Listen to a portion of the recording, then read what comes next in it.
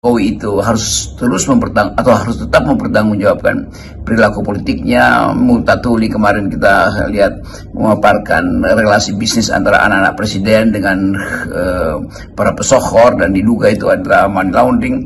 Jadi tidak mungkin ditutup lagi satu perkara yang sudah dibuka melalui sosial media yang sebetulnya dimulai oleh film yang masih diunduh sekarang namanya Dirty Hand. Kan itu dasarnya tuh. Jadi percuma Pak Jokowi berupaya untuk membuyarkan ingatan publik, karena ingatan publik itu justru terkait dengan peristiwa yang makin lama makin jelas bahwa Jokowi tidak menghendaki dinasti dia itu dilecehkan atau tidak menghendaki keluarga dia itu diolok-olok. Karena itu dia lakukan semacam counter attack dengan memasang secara dramatis ribuan atau bahkan ratusan ribu poster yang kalau kita hitung secara rupiah itu sebetulnya mampu untuk membangun sekian puluh rumah sakit, sekian puluh sekolah, dan sekian ribu beasiswa tuh.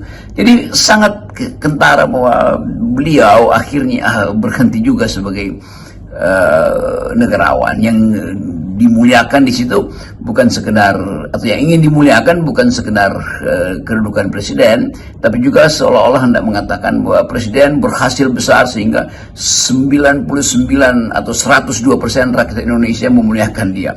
Dan kita tahu bahwa akan ada perintah bahwa Pak Jokowi pulang ke Solo, lalu satu kabupaten itu atau satu kota itu diperintahkan untuk memelukkan beliau. Kemungkinan bahwa